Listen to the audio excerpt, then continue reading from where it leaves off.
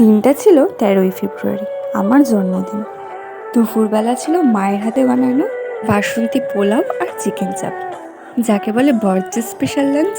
ওই আর কি, মায়ের হাতে যে কোনো রান্নাই তো অপূর্ব হয়, তার মধ্যে যদি হয় স্পেশাল কোনো ডিশ তাহলে তো কোনো কথাই নেই।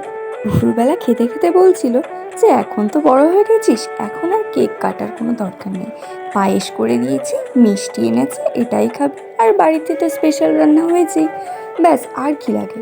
আমিও বলছিলাম ঠিক আছে, কোনো ব্যাপার নেই। তারপর দেখি রাত 8টার পর বাবা কেকের প্যাকেট নিয়ে হাজির। আমি জিজ্ঞাসা করলাম, কই বললে যে কেক কাটবো না এবার, তবে কেকের প্যাকেট আনলে কেন? বললো সেটা কি হয়, যতই তুই বড় হোস না কেন, বয়স বাড়ুক, আমাদের কাছে তো সেই ছোটটাই, সারপ্রাইজ দিব বলে এই কথাটা বলেছিলাম। আর বাবা মায়েরা বোধহয় এরকমই হয়, ছেলে মেয়েদের হাসি দেখার জন্য কত কি না করতে পারে। তারপর কি আমিও সাজুগুজু করে বসে গেলাম কেক কাটতে। আর সাথে ছিল মায়ের হাতে তৈরি স্পেশাল পায়েস, যেটা ছাড়া কিনা জন্মদিনটা অসম্পূর্ণ।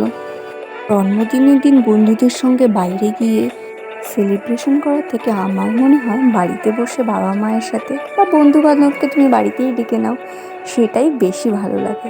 তোমাদের কি করতে ভালো লাগে সেটা আমাকে কমেন্টসে জানিও। আমার এই ছোট্ট মিনি ব্লগটা কেমন লাগলো সেটাও জানিও। ভালো লাগলে পেজটায় ফলো করে দিও, ভিডিওটা একটা লাইক করে দিও। দেখো কাণ্ড, ফটো তুলবো বলে পোজ দিচ্ছি আর এইদিকে আমার ভিডিও করছে। আজকের জন্য টাটা, দেখা হচ্ছে নেক্সট মিনি ব্লগে, বাই বাই।